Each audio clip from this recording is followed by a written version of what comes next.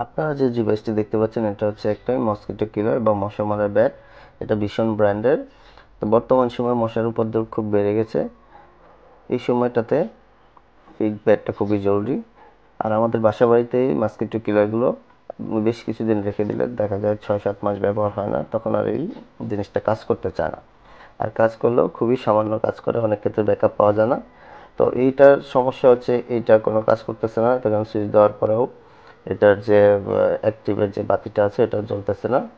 আমরা এটাকে চার্জিংয়ে দিয়ে টেস্ট করে দেখলাম যে এটার চার্জিং মোডটা ঠিক আছে, কিন্তু ব্যাকআপে গেলে সে কোনো কাজ করতেছে না। তো এটা সম্ভবত ব্যাটারিতে সমস্যা হচ্ছে। আমরা এটা খুলে দেখবো এটার কি সমস্যা। আপনারা আপনাদের মসকিটো কিলারগুলো চাইলে ঘরে বসেই নিজেরাই ঠিক করতে পারেন। এটা ঠিক করা খুবই কঠিন কাজ না। এক্ষেত্রে আপনার একটা সোল্ডারিং আয়রন লাগবে অবশ্যই। আর এই স্ক্রুগুলো খোলার সময় অবশ্যই সাবধানতার সহিত খুলবেন, খেয়াল রাখবেন যেন ভেঙে না যায়। আমাদের স্ক্রু খোলা হয়ে গেছে, আমরা ব্যাটটা খুলে ফেলতেছি। হ্যাঁ, ব্যাটটা খোলা হয়ে গেছে। হ্যাঁ, এটা খুব বেশি সমস্যা হয় না। এটা দেখতে পাচ্ছেন যে একটা ব্যাটারি আছে, এটা হচ্ছে 4 ভোল্টের একটা ব্যাটারি। এই ব্যাটারিটা আমরা এখন মেপে দেখব। তো আপনারা দেখতে পাচ্ছেন ডিজিটাল মাল্টিমিটারের সাহায্যে আমরা এটার ভোল্টেজটা পরিমাপ করতেছি। এটাতে 2.4 ভোল্ট দেখাচ্ছে, এটাতে 4 ভোল্ট থাকার কথা ছিল। এখন আমরা নতুন একটা ব্যাটারি নিয়ে মেপে দেখলাম, এটাতে 4 ভোল্ট ঠিক আছে। এই ব্যাটারিটাকে আমরা এখন ঝালাই করে দেব। আপনারা খেয়াল রাখবেন পজিটিভটা যেন পজিটিভ এবং নেগেটিভটা নেগেটিভে ঝালাই করবেন, উল্টা লাগালে ব্যাটারি নষ্ট হয়ে যেতে পারে। আর এটা খোলার সময় অবশ্যই প্লাস মাইনাসটা খেয়াল রাখবেন। এখন দেখতে পাচ্ছেন এই যে ব্যাটারিটা পাওয়ার দেওয়ার পরে সুইচ দেওয়ার দিলেই অন হচ্ছে, এই যে দেখেন স্পার্ক করতেছে, অর্থাৎ মশা মারার ব্যাটারি ঠিক হয়ে গেছে। এটি তো খুব সহজে ঠিক হয়ে গেল।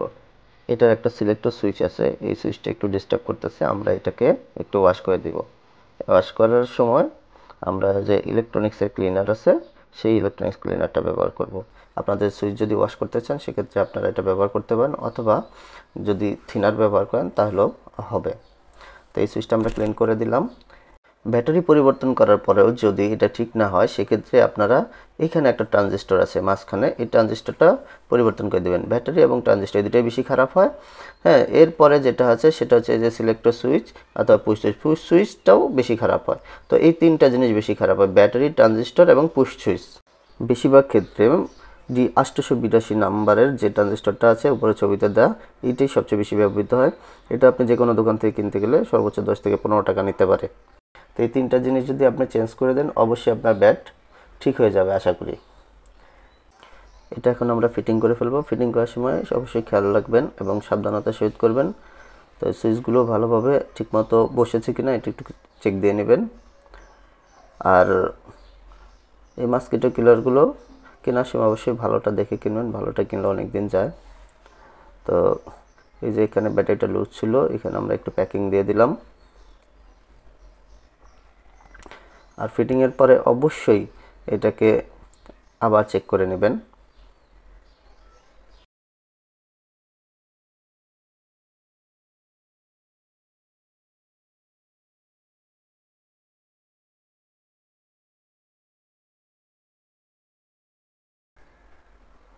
আমাদের ফিটিং করা শেষ হয়ে গেছে, আমরা আরেকবার চেক করে দেখব।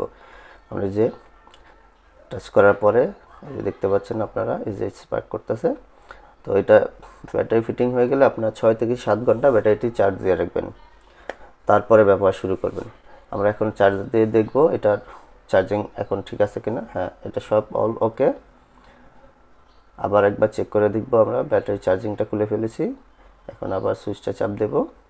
সুইচটা চাপ দিয়ে দ্বিতীয়বারের মতো আরেকবার চেক করে দেখব। হ্যাঁ, এই যে দেখতে পাচ্ছেন আমরা ইন্ডিকেটরটা জ্বলতেছে, এই যে স্পার্ক করে, তার মানে আমাদের ব্যাটারি ওকে হয়ে গেছে।